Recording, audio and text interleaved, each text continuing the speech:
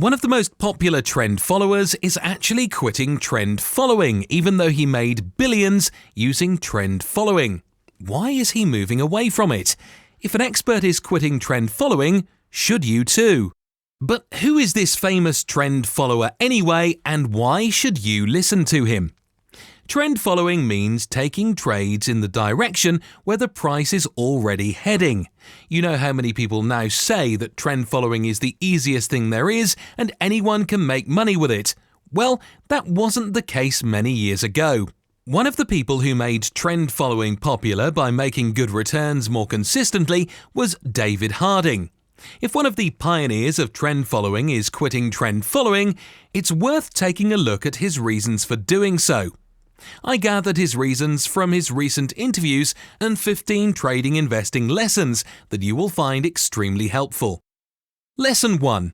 When David was asked whether the current market conditions have made it more difficult for people to achieve their financial goals and whether they need to adjust their tactics in order to be successful, his response was that just like any other industry, many things in the financial markets are evolving again.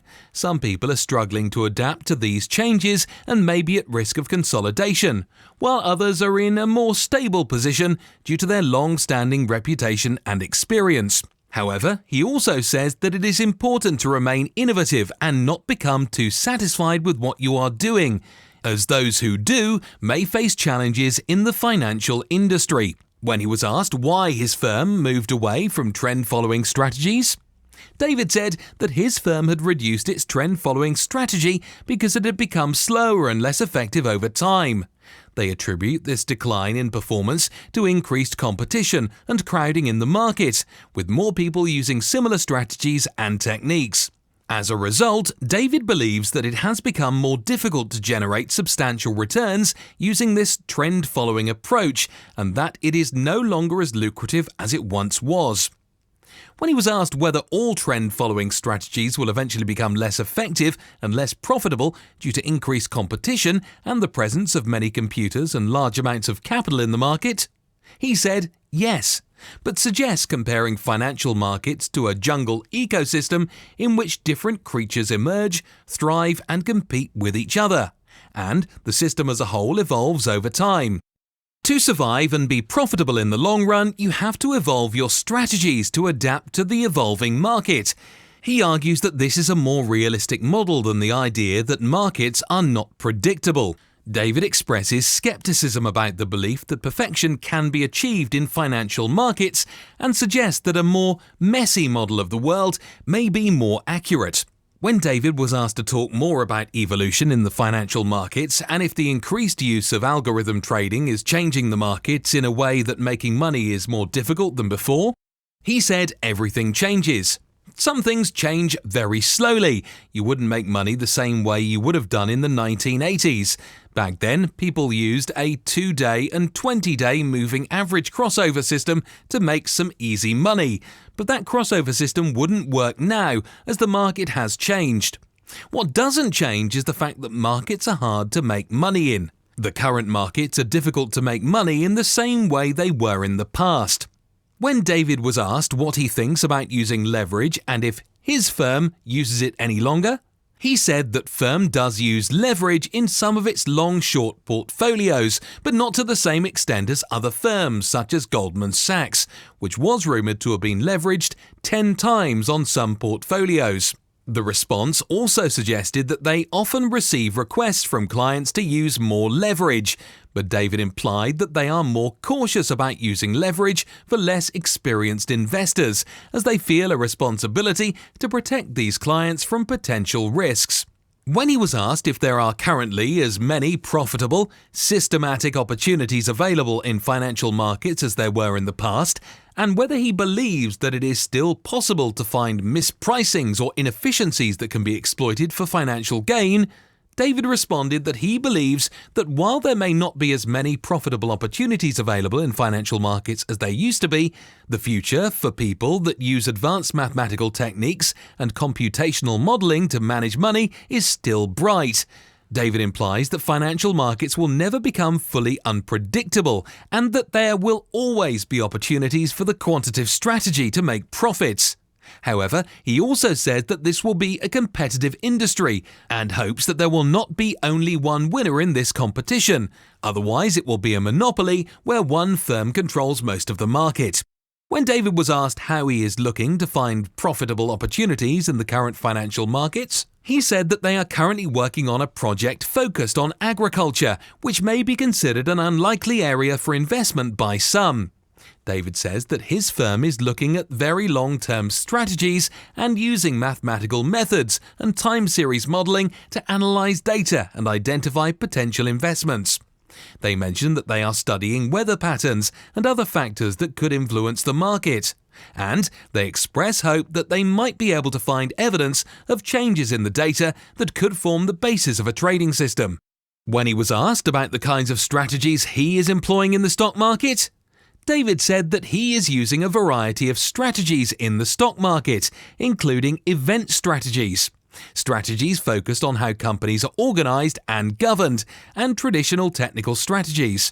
All of the strategies being employed in the stock market are systematic, meaning that they are based on predetermined rules rather than subjective judgment.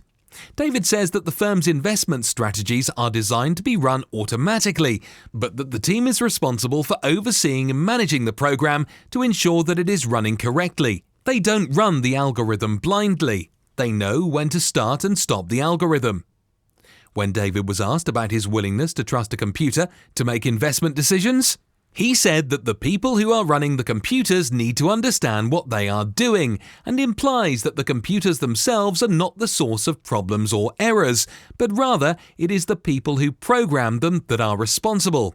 He says that it is important for those who are responsible for managing investment programs to have a clear understanding of how they work and what they are designed to do. Otherwise, letting a computer make investment decisions for you is a recipe for disaster.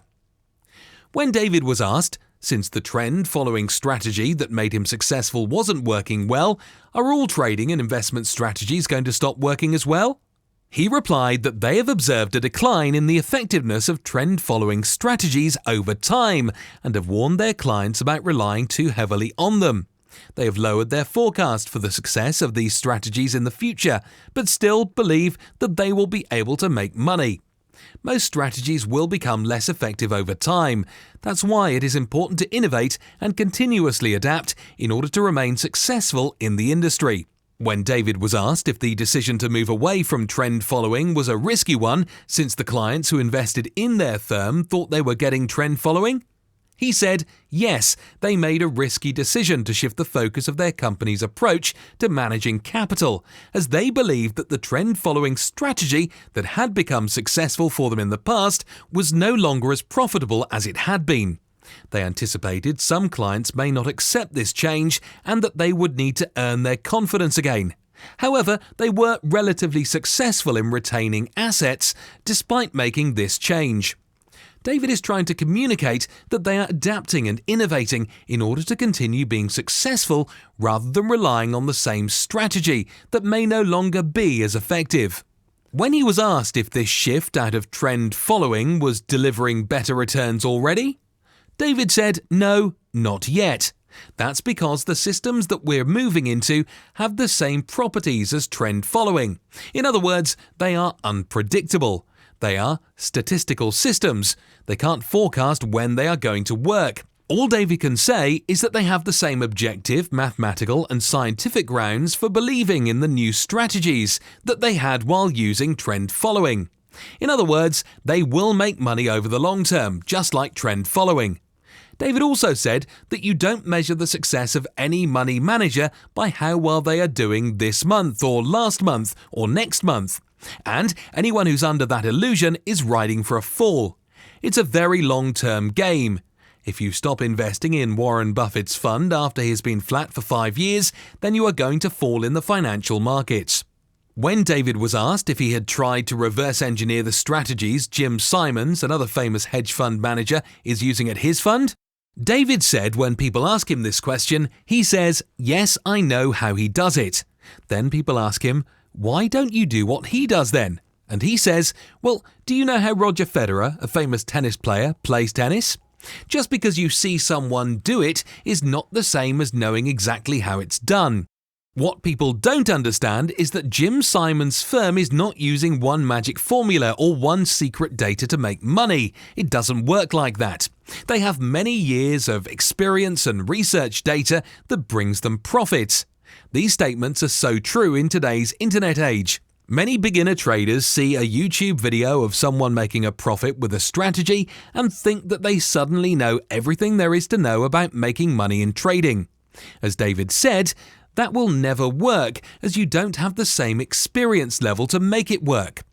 Watching someone play tennis on TV and actually playing tennis are two very different things. To get the same profit results as an experienced trader, you will have to gain trading experience similar to theirs. When David was asked if there was a way to prevent negative returns in the market, he said that it is not really possible to solve this problem, as stock markets naturally experience fluctuations, and trend-following strategies involve taking long positions, which can lead to losses during periods of market downturns. When the stock market has been moving in the upward direction for 3 months straight, you can bet that most trend-trading hedge funds are taking long positions. If the market reverses, they are obviously going to make a loss. There is no way to avoid negative returns in the short term. When David was asked how confident he was about discovering something totally new in the markets, he said that he is 100% confident that there will be new discoveries in the future that can generate a lot of profit, but it is difficult to predict what those discoveries will be. He also mentions that applying modern technology to investment markets is a current and profitable business that continues to attract competition and offer opportunities. Since one of the pioneers of trend-following strategies is moving away from trend following, should you too?